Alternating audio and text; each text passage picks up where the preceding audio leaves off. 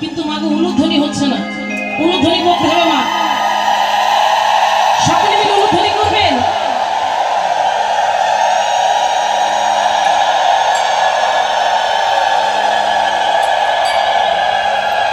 বাবা রাধারানীকে আর বৃন্দাবনে থাকতে পারবে গো? হ্যাঁ, আপনাদের উলুধ্বনির অনেক জোর আছে গো।